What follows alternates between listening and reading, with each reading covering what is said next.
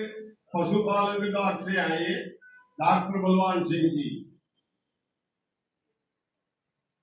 तो इनकी अध्यक्षता में ब्लॉक का कार्यकाल चल रहा है और आपके सहयोग से आप जो यहाँ नहीं आते और जिन तक ये सदस्य नहीं पहुंचा उन तक भी आप बैठे बैठे इतना सहयोग कर सकते हो।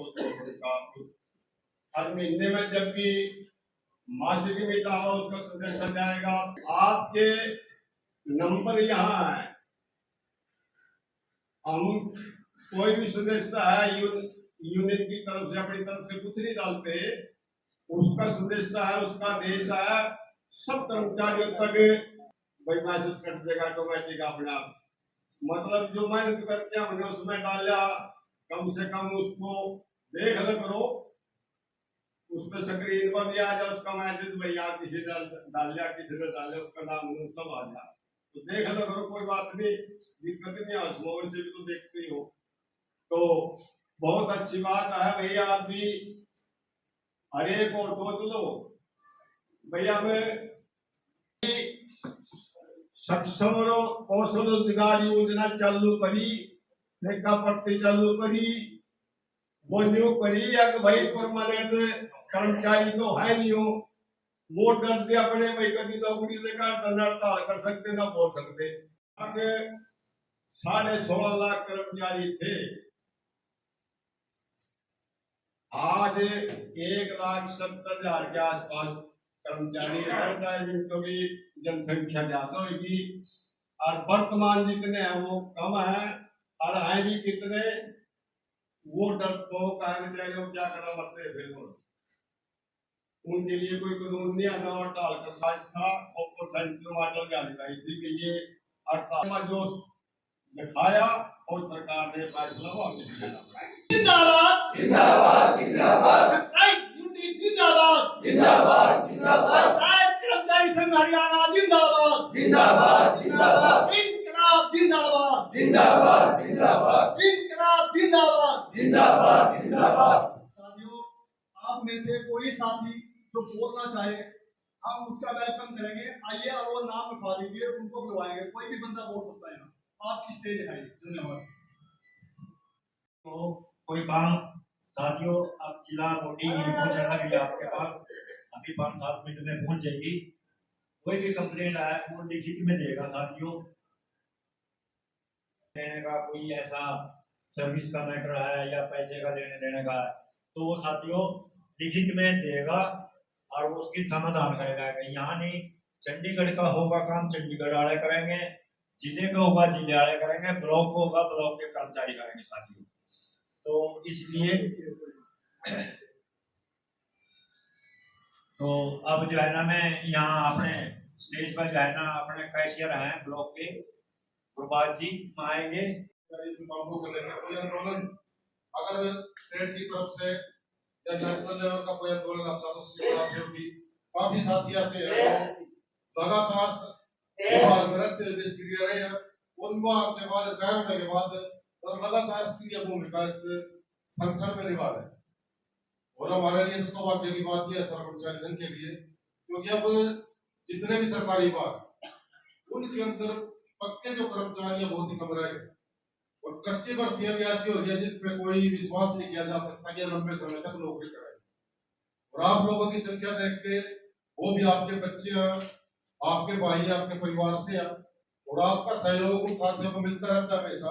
और आगे भी हम अपील करेंगे कि कोई भी एसपीएस का कोई प्रोग्राम आए या राज्य स्तर का राष्ट्रीय स्तर का कोई प्रोग्राम आए, उस प्रोग्राम में आप लोगों की भागीदारी सुनिश्चित हो, आप मार्गदर्शन करें अपने साथियों का अपने बच्चों का जो आगे काम कर रहे हैं, बोले बहुत अच्छी बात है। बाकी पीछे हड़ताल के बारे में भी साथी का जयपाल जी का भी फोन आया था और अक्सर साहब का भी मैसेज आया था, लेकिन मैं उस दिन बाहर था और कल भी परसों भी बात हो रही थी तो रक्षा पाल साहब मेरे को बोल रहे थे आप हमेशा आता कल फिर परसों, लेकिन एक मन में था काफी बड़ी मीटिंग पीछे सुनने को मिली थी। तो इस बार कोशिश अभी हम इस मीटिंग में जरूर शामिल हो ताकि हम भी तो सरकार की नीति है। वैसे तो हमारे सीनियर साथी है काफी सोम प्रकाश सिंह जी काफी लंबे समय तक एसकेएस के डिस्ट्रिक्ट प्रेसिडेंट रहे हैं, बलराज जी भी अध्यापक संघ के जिला के प्रधान रहे और एसपीएस में भी काफी काम किया, आपके बीच में अच्छी चर्चा करते हैं। लेकिन आज का जो माहौल है, आज का जो वातावरण पूरे देश के अंदर है, उसके ऊपर चर्चा करना बहुत जरूरी है। आज जो देश का माहौल जो हमारे सामने है, सबसे पहले तो आप एक ही चीज के ऊपर आज पूरे देश की नजर है, चाहे वो बच्चा हो, चाहे वो नौजवान हो, या बुजुर्ग हो, या किसान हो, कि आज जो देश का और पाकिस्तान का जो वातावरण हमारे बीच के अंदर है, जो फौजी, जो सैनिक हमारे मतलब जो बॉर्डरों के ऊपर जो काम कर रहे हैं, हमारे जो निर्दोष जो नागरिक आतंकवादियों के द्वारा जो मारे जा रहे हैं, उनके ऊपर चर्चा करना भी बहुत जरूरी है। क्योंकि आज के जो आज की सरकार, मौजूदा सरकार, मुझे नहीं लगता कोई ऐसा कोई साथी यहाँ बैठा होगा जो कर्मचारी या रिटायर कर्मचारी या किसान मजदूर विरोधी जो नीतियां लेकर सरकार आएगी उसका कोई समर्थन करेगा। आज हम बीजेपी सरकार जो लगातार इन्हीं मुद्दों के ऊपर आगे बढ़ रही है, जिन मुद्दों की मैं चर्चा कर रहा हूँ, लेकिन उन मुद्दों से ध्यान भटकाने के लिए काफी बातें हमारे बीच में आती है। भाई कर्मचारियों का, रिटायर कर्मचारी का, नौजवानों का, छात्रों का, जो मजदूर वर्ग है उनका महंगाई की तरफ, बेरोजगारी की तरफ, इन चीजों की तरफ ध्यान ना जाए, इनका ध्यान किस तरीके से भटकाया जाए, उसके ऊपर लगातार ये सरकार काम करती है और हमेशा लगातार कामयाब भी इसके अंदर होगी। जब से सत्ता में आई है, और उस टाइम से लेके जात के नाम पे, धर्म के नाम पे, इलाकावाद के नाम पे, मतलब हर प्रकार से वो मतलब इस तरीके की गतिविधियां हमारे बीच में रही है जिसमें हम बढ़ते रह जाते हैं। आज भी ऐसा माहौल हमारे बीच में पैदा कर दिया, मतलब जो आतंकवादी है, हम केवल ये नहीं कहते भी सारी मुसलमान आतंकवादी है, हमारे हिंदू के अंदर भी बहुत से ऐसे साथी हैं जो मतलब कट्टर कट्टर उसमें विश्वास रखते हैं। एक हर बरादरी के अंदर भी ऐसा व्यक्ति मिलेगा, मतलब एक जैसे किसी भी समाज के अंदर व्यक्ति नहीं मिलेगा, लेकिन कोई एक व्यक्ति किसी समाज के अंदर, किसी धर्म के अंदर कोई गलत काम करता है और उस पूरे धर्म को हम गलत साबित करने की कोशिश करते हैं, ये भी हमारे लिए अच्छी बात है। क्योंकि पीछे जो वारदातें हुई है, अभी कोई भी मतलब अगर आप भारत पाकिस्तान के इस मुद्दे के ऊपर, सैनिकों के इस मुद्दे के ऊपर अगर कोई बयानबाजी करता है, वो सही तरीके से भी बयानबाजी करता है, तो आप देखते हो उनको सीधे सीधे उठा के जेलों के अंदर ठोका जा रहा है, उनके ऊपर देशद्रोह के मुकदमे दर्ज किए जा रहे हैं।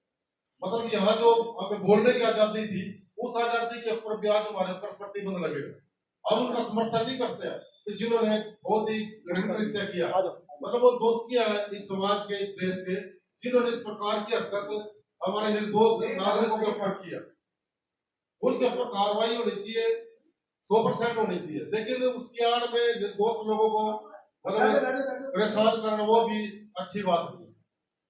अब देश के बारे में अगर हम चर्चा करें, लगातार आप देख रहे हो बेरोजगारी कहाँ पहुंच गई है, महंगाई कहाँ पहुंच गई है, कितने रोजगार मिले हैं।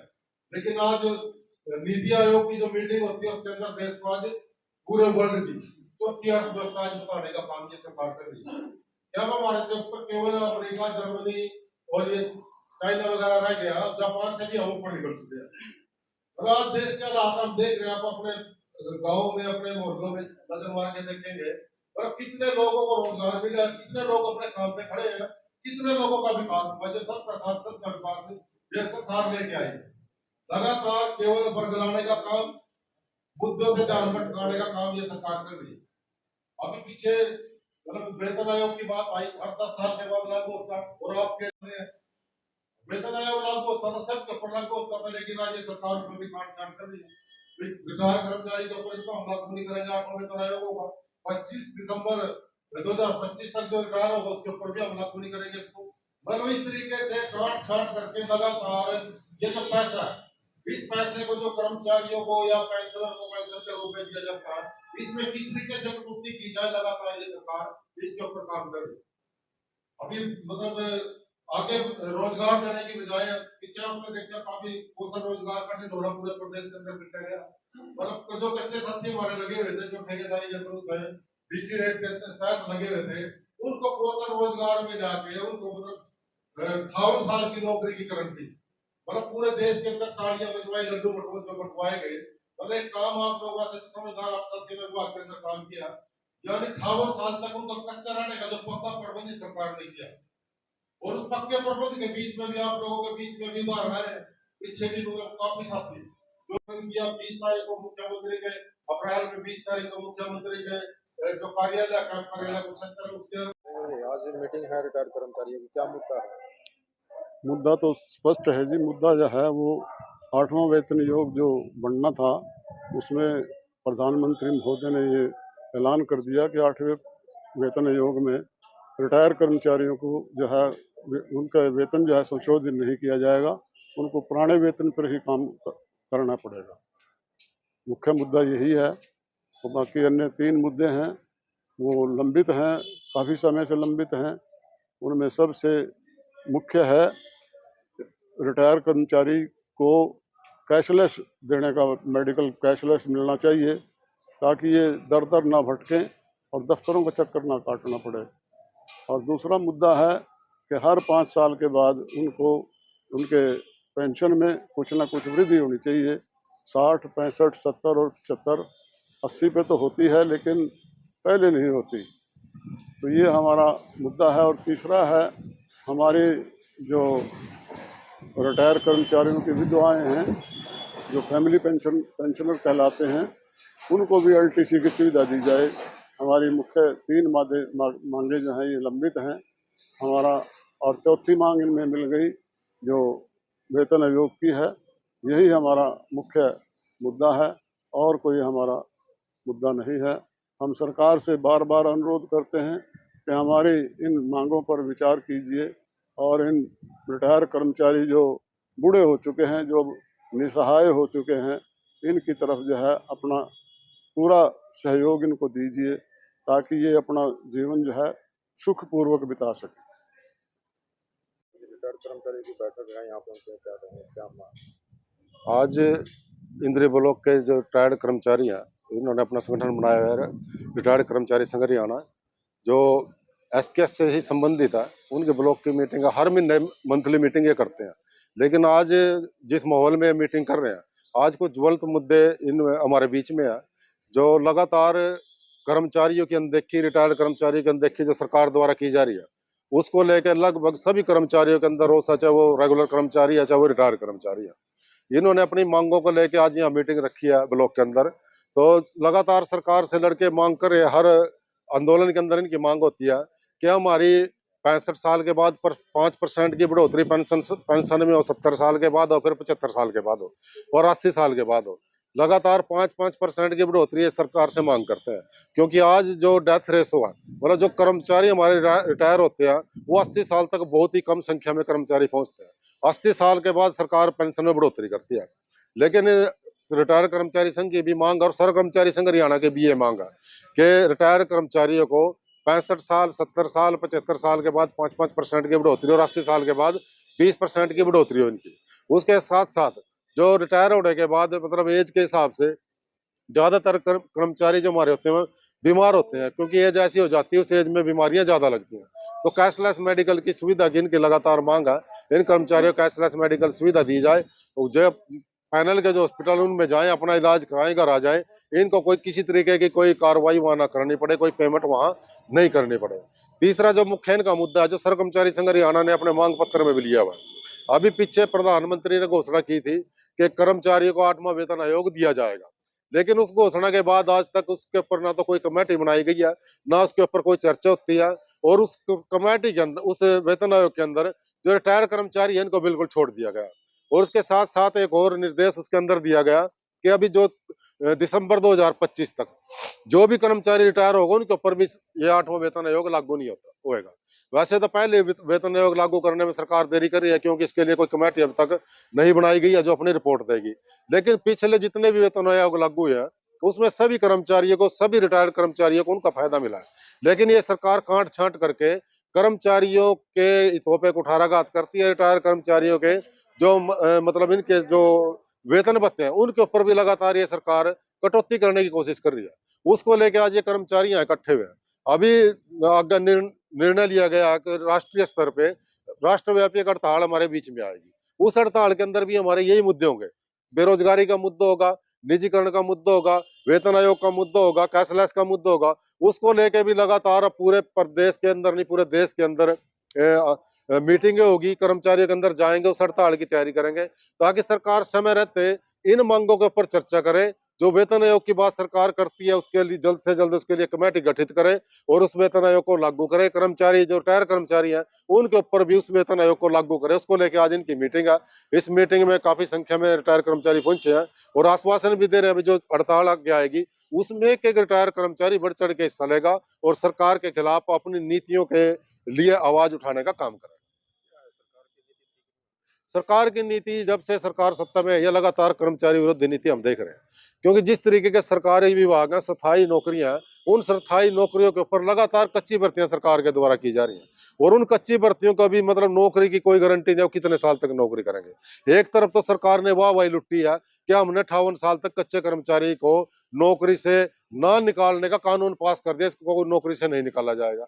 लेकिन अभी पिछले ही महीने अप्रैल के अंदर मतलब काफी संख्या में कर्मचारी नौकरी से निकाले गए। जो सीएम कार्यालय में 20 अप्रैल को कुरुक्षेत्र जो कैंप कार्यालय मुख्यमंत्री का वहां पर धरना दिया, उसके बाद मतलब लगातार आंदोलन किया, प्रदर्शन किया, उसके बाद उनको वापस नौकरियों पे लिया गया।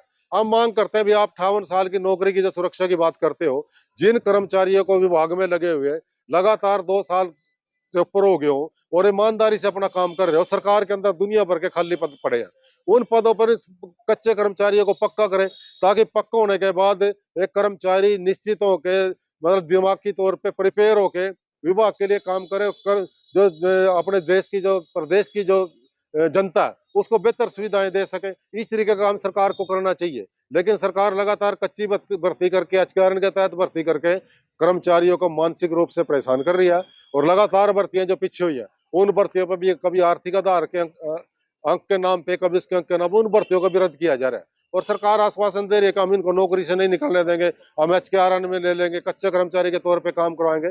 जब पक्की भर्ती है, पक्की पोस्ट है, उनको रेगुलर पोस्ट पे क्यों नहीं लिया जा रहा है? तो इस तरीके के काफी मुद्दे हैं।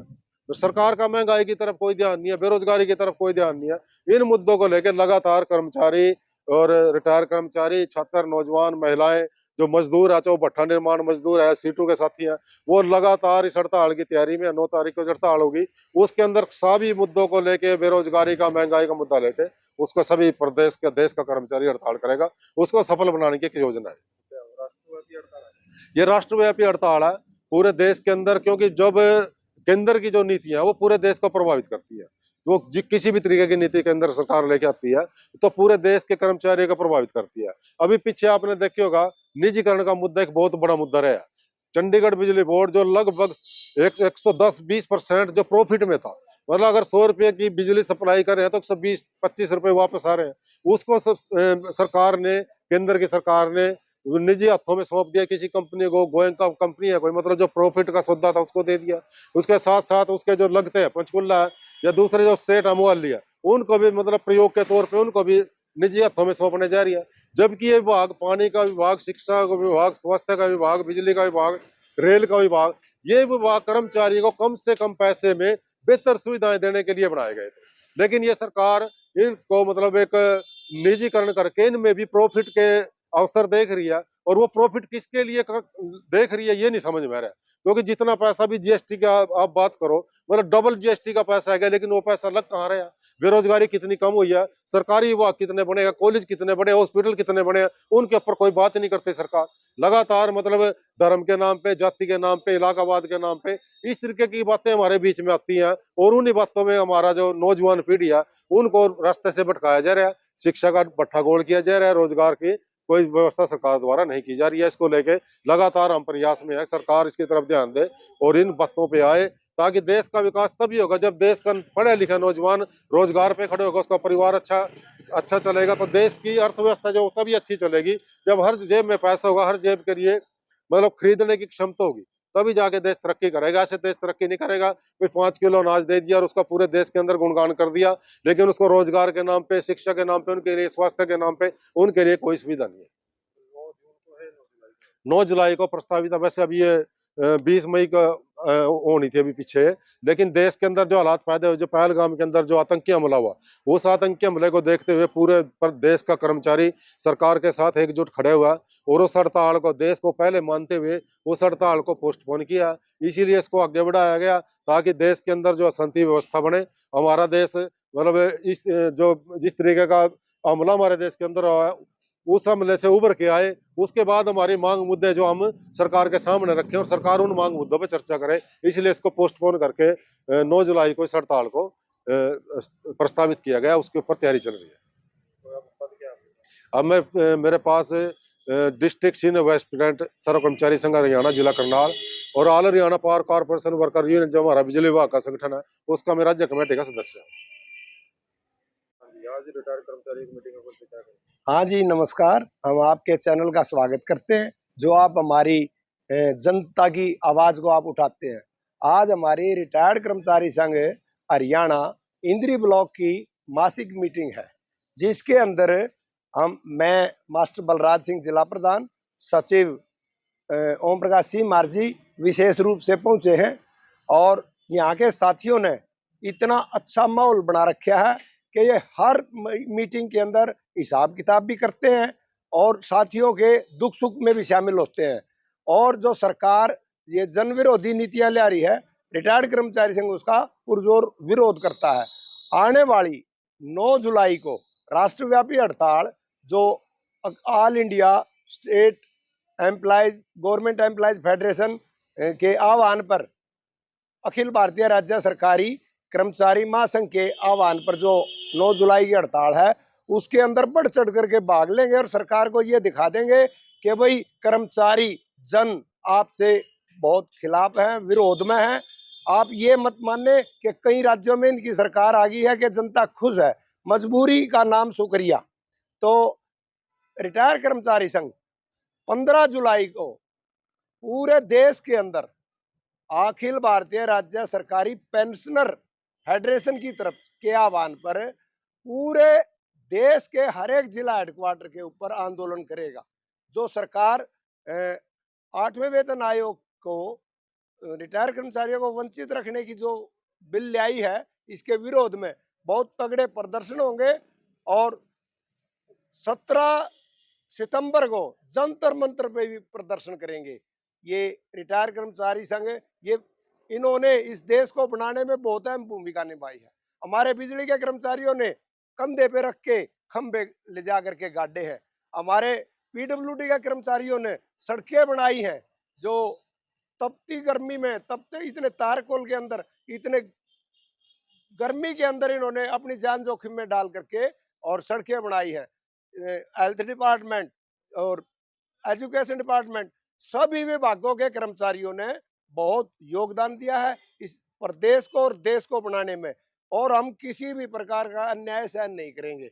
मैं आपका उन्हें धन्यवाद करता हूं कि आप हमारी कवरेज लेने आए। आपका बहुत बहुत धन्यवाद। इनकलाब जिंदाबाद।